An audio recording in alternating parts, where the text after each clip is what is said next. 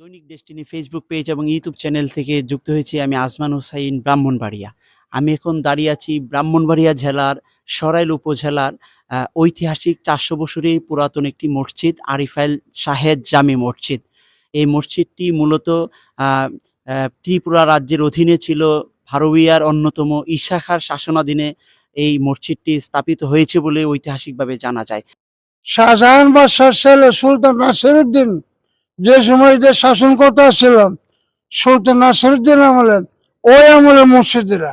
আমাদের এই দক্ষিণ আরবের শাহী জামে মসজিদ অনেক পুরানো। আমাদের দাদারা, আমার আব্বারা, এনারা সবাই এখানে নামাজ পড়তেন। আমাদের এই উত্তর এলাকার যারা আছেন, আমরা এটা সঠিক তথ্য কিন্তু এখন আমরা কেউ জানি না। তবে সম্ভবত আমরা অনেকে ধারণা করতেছি যে ৩৯০ বছর এরকম হবে।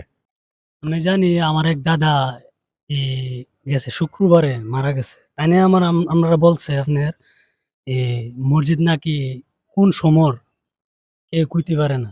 মানে তাই নিয়ে দাদার ১০০ বছর হয়েছে। যে এই মসজিদটি আনুমানিক ৪০০ বছরের পুরাতন, তবে তার আগেও বা কার শাসন আমলে এই মসজিদটি নির্মাণ করা হয়েছে এমন কোনো নির্দিষ্ট তথ্য নেই। ঠিক উত্তর পাশে শায়িত আছেন দুটি কবর, যাকে জুরা কবর নামে পরিচিত, এবং মসজিদের ঠিক দক্ষিণ পাশে আমরা দেখেছি যে একটি বিশাল একটি দিঘি, যে দিঘিটি মূলত সাগর দিঘি নামে পরিচিত।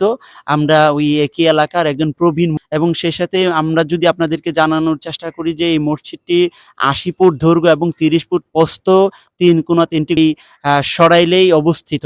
বর্তমানে এই মসজিদটি বাংলাদেশ প্রত্নতত্ত্ব অধিদপ্তরের দ্বারাই নিয়ন্ত্রিত হচ্ছে। সে সাথে প্রবীণ মুরব্বীদের মুখ থেকে শুনতে পেরেছি এই মসজিদের নির্দিষ্ট কোনো ইতিহাস তারা জানেন না, তবে নির্দিষ্ট একটাই আনুমানিক ৪০০ বছরের পুরাতন এই মসজিদ।